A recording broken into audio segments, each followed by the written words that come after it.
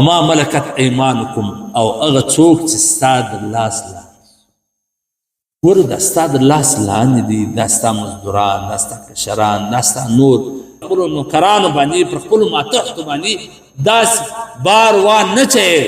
چې دی در منزله نشي رسوی یا پر ده باندې بوج ته باید د دې سره چې په ګاډۍ کې در سره وي، مزدور وي، هر کمې ته خیال وساتې.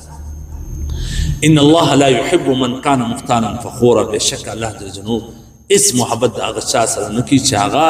فخر کوونکی او غرور کوونکی متکبر وي. ګوره د دغه حقوقو خلاف ورزي چې څوک یې هغه متکبر سره کوي. مزدور بیا ورته کښېنولی دی، مزدور د ځان سره نه کښېني په ډوډۍ، دی د ځان سره په سرخان نه کښېني، دی د ځان سره په موټر کې نه سپري، په سیټ کې ځایي وایي وس په باډۍ کښېني دی څه راځغلي نه،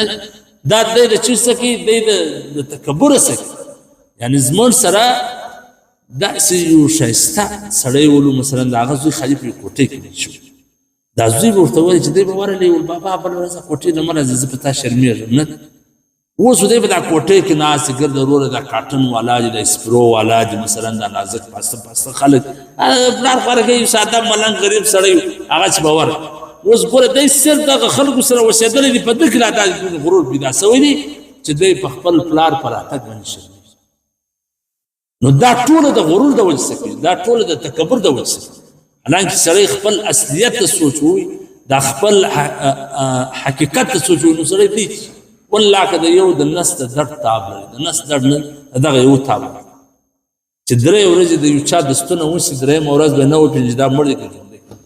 د دوه ویشت تاب هم نه، او دی هم غرور کوي، او دی هم تکبر کوي، د ځانه کیسه جوړه کوي. وایي دا مغروره سړی نه دی، متکبره سړی دا دی لکه سړی چې د غره په سر باندې یو څوک په د غره په سر ولاړ وایي دا لاندې سړي ته، یعنې هغه د غره سر والا ته دا لاندې خلک د کښني کښني معلومېږي، خو د غره سر ته ختلی وایي ده ته دا نه ور معلومېږي چې زه هم دا غره لاندې خلکو ته د کښنی معلومېږي. ده خو د ځانه کیسه جوړه کړې دی چې زه څونه دغه یم، هغه خلک په کیسه کې راغلي.